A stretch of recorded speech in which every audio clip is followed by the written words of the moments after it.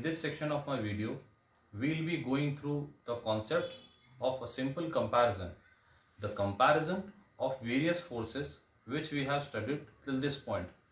This is a general topic and can be applied throughout your physics, basically in class 12th.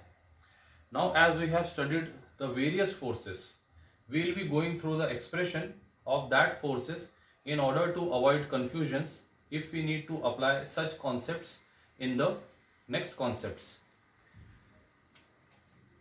First, an important concept. Whenever a charge is placed in an electric field, it will experience a force F equals to QE.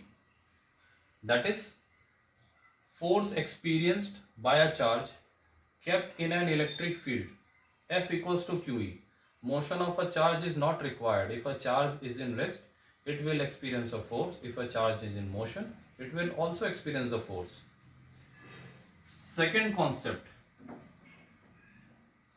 If a charge is moving in a magnetic field, that is, the charge is in motion and it is in magnetic field, it will experience a maximum force as BQV. The thing here to be remembered is this: if the charge is at rest, the velocity of the charge will be zero and no force will be experienced. Hence, magnetic field experience a force on a charge only when the charge is in motion. If the charge is in rest, no force will be experienced by this given charge.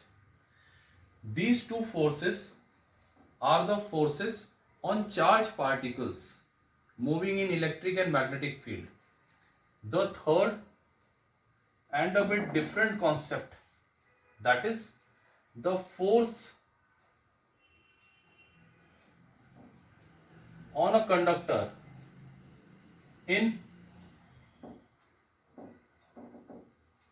magnetic field.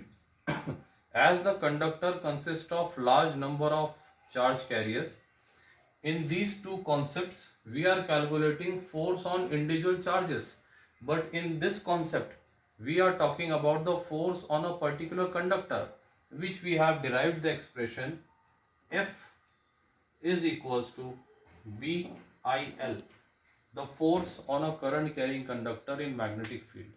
So you need to remember these basic expressions, because while you are applying such concepts to the numericals, what confuses that whether we are considering a conductor or we are considering charge particles. The another confusion which comes into our mind is that whether the charge is in electric field or the charge is in magnetic field. So these 3 points are to be remembered while talking about the forces experienced by a charged particle in electric field, in magnetic field. And the remaining third concept is the concept of conductor. BIL is the force experienced by a conductor when it is being kept in a magnetic field. So this was the comparison of forces. I hope you have understood this logic, this concept well. Thank you.